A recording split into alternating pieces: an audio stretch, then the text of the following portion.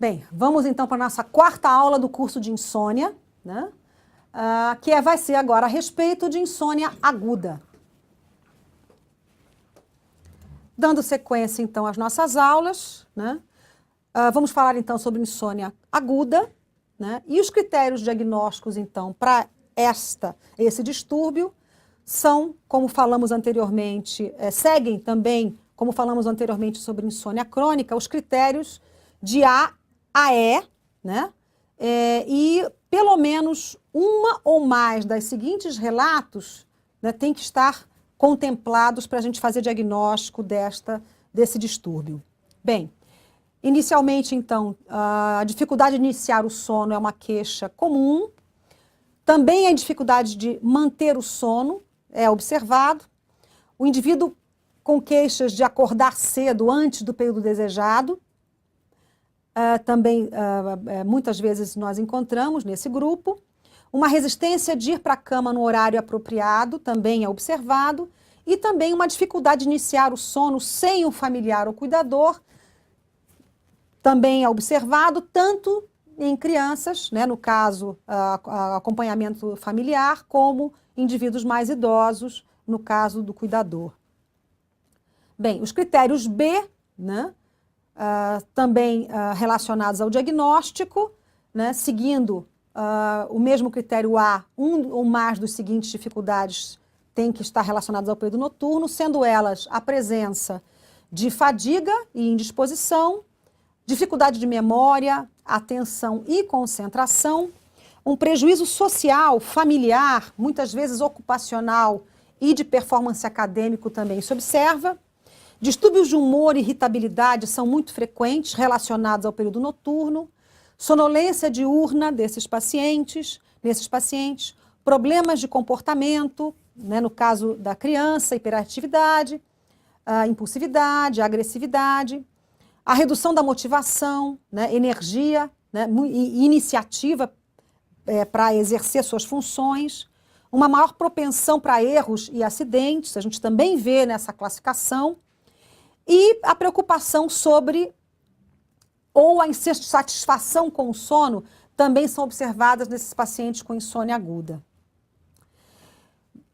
O critério C, né, de diagnóstico contempla as reclamações relacionadas ao período de sono e vigília, que não podem ser explicadas por oportunidade adequada ou circunstâncias adequadas para sono. Então, esse indivíduo vai ter a sua queixa, né, independente de ter uma quantidade boa e uma qualidade de ambiente adequados para o seu sono.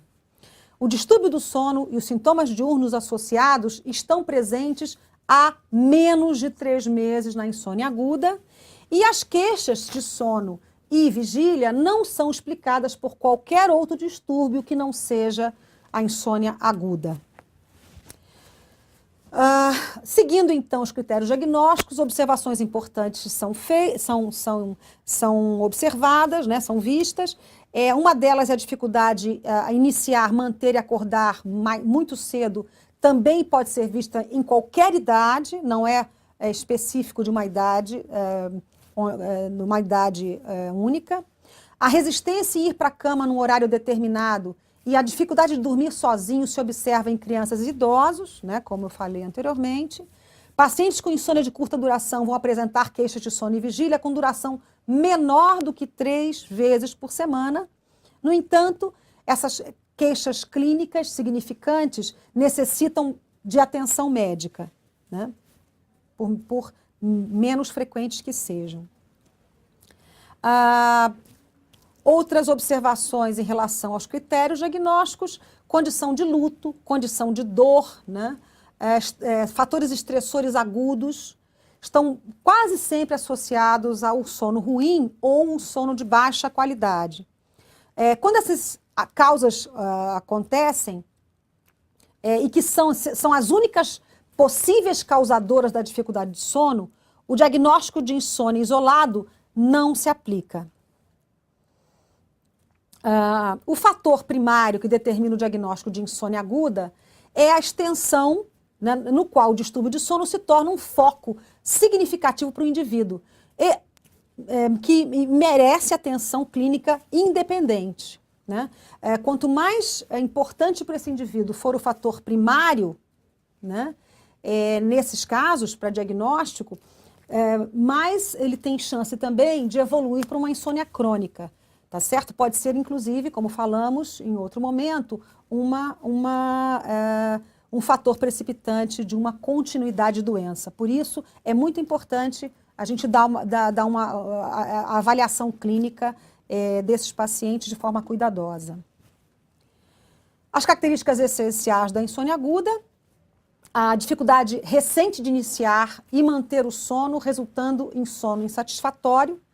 Queixas de sono são associadas à ansiedade em relação à qualidade, comprometimento social, comprometimento do relacionamento familiar, vocacional, acadêmico e outras importantes áreas de funcionamento do dia a dia. O distúrbio do sono e os despertares associados ocorrem independentemente da presença de circunstâncias e tempo necessário para uma boa noite de sono. Da mesma forma, mesmo ele tendo situações ideais, horário ideal para sono, ele tem o distúrbio do sono ainda, né? Mesmo com essa situação ideal de sono. Pode ocorrer de forma isolada ou associada a comorbidades mentais, né? Condições médicas e abuso de substâncias. Identifica-se uma causa precipitante do quadro agudo. Normalmente a gente pergunta no paciente que chega no consultório se ele tem ideia do que pode ter causado essa situação que ele chega, né? Essa situação que ele pede ajuda, e normalmente ele tem isso, ele consegue definir exatamente o momento e o motivo disso ter acontecido. Em outros casos, a insônia ocorre de forma episódica, associada a fatores estressores diurnos coincidentes com o quadro. Também, algumas situações não tão comuns, ele tem uma situação de estresse emocional, um estresse importante relacionado ao trabalho, e isso, com o tempo, vai alterando o perfil de sono dele. Ele vai ter dificuldade de, muitas vezes, de iniciar e manter o sono, ou um ou outro, ou os dois ao mesmo tempo, e acordar no meio da noite e ter dificuldade de voltar a dormir também é uma queixa comum desses pacientes. Pode ter o despertar precoce antes do horário habitual, pode ter uma dificuldade somente para o início ou somente para a manutenção, ou ambas. Queixas queixas individuais de sono podem variar de dificuldade para iniciar o sono para dificuldade de manter o sono, né?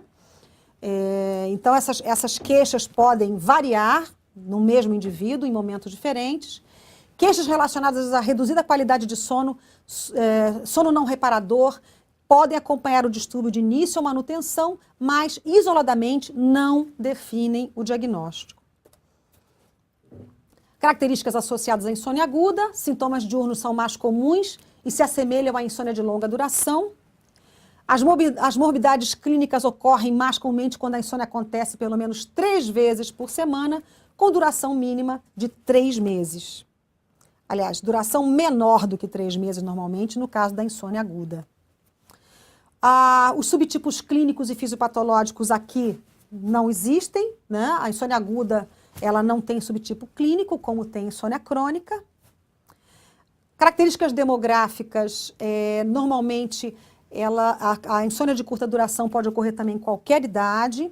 A prevalência exata não é definida tão bem quanto a insônia crônica. A prevalência dentro de um ano da população adulta parece girar em torno de 15%, 20%, e é principalmente no sexo feminino e nos idosos. Fatores precipitantes e predisponentes na insônia aguda: sono leve, dificuldade de dormir em períodos de maior estresse, história prévia de sintomas ou distúrbios de ansiedade ou depressão, episódios agudos e evento de estresse identificável pode precipitar o quadro, tipo alterações, né, problemas em relação ao estresse do trabalho, problemas em relação ao matrimônio, mudança de vida, mudança de perspectiva e, eventualmente, o que muitas vezes a gente vê é um diagnóstico ou início de uma condição médica nova, faz com que esse indivíduo, por um bom tempo, pode apresentar durante um tempo esse quadro de insônia aguda. Padrão familiar é muito menos documentado do que na insônia crônica. E parece ter uma predisposição constitucional, mas isso não está bem estabelecido e não se tem trabalho suficiente para definir isso. Início, evolução e complicações. Normalmente, elas evoluem com a remissão dos sintomas, dentro do tempo já definido. Redução dos fatores estressores faz com que a redução dos fatores estressores ou uma menor resposta a esses fatores faz com que o indivíduo melhore da insônia aguda. Agora, alguns pacientes com insônia aguda podem evoluir para insônia crônica. Em relação à fisiopatologia da insônia aguda, a gente não tem dados consistentes também, né? Não se define isso de forma adequada. Normalmente os trabalhos priorizam a insônia crônica do que a insônia aguda, então não se tem dados de literatura para se falar sobre fisiopatologia. O diagnóstico diferencial também é com distúrbios de ritmo relacionados ao trabalho e relacionados ao trabalho de turno e o jet lag, que a gente tem que investigar nesses pacientes com insônia aguda. E também a gente tem que investigar se ele tem um quadro de insônia crônica, que é diagnóstico diferencial também com a insônia aguda. Evoluindo então na classificação, nós vamos falar agora sobre os sintomas isolados e variantes normais, que entra como classificação geral da insônia pela Classificação Internacional de Doenças, Distúrbios do Sono. Bem, dentro dos sintomas isolados e variantes, nós falaremos então sobre o tempo excessivo na cama. É muito comum que alguns indivíduos tenham esse perfil de ficarem mais tempo do que o necessário. Então, eles têm esses sintomas isolados de insônia, né? Tem um aumento de latência de sono, longos períodos acordados durante a noite, sem queixas diurnas. Então, eles não queixam de sono, de dificuldade de sono, queixas diurnas, né? E o que se vê é que esses indivíduos que permanecem mais tempo que o necessário na cama são indivíduos que não têm muito horário fixo de trabalho, são normalmente desempregados e que gastam muito tempo do seu dia na cama e acabam tendo queixas por conta disso, mas não tem alteração específica de sono. E a segunda classificação seria, dentro dos sintomas isolados e variantes normais, o curto dormidor, que são indivíduos com sono menor que 6 horas por noite, são dormidores normais, normalmente eles não têm queixas diurnas, né? Não têm distúrbios do sono associados, são dormidores que se sentem bem com a quantidade de sono que têm, né? Não queixam de sono não reparador. E alguns estudos começam a associar esses pacientes que são curto-dormidores, sem queixas, com maior incidência de comorbidades clínicas. Então, parece, né, nos últimos trabalhos, tem alguns trabalhos falando sobre o assunto, que esses pacientes vão estar mais propensos, por dormirem menos tempo, a doenças ou condições clínicas, né, como distúrbios metabólicos, doenças cardiovasculares e outras alterações, até muitas vezes alterações mentais no futuro, a incidência maior do que nos indivíduos que têm um sono maior do que tempo de sono maior do que esses pacientes. Terminamos então a nossa quarta aula. Seguiremos então para a nossa quinta aula, que é a respeito do tratamento da insônia.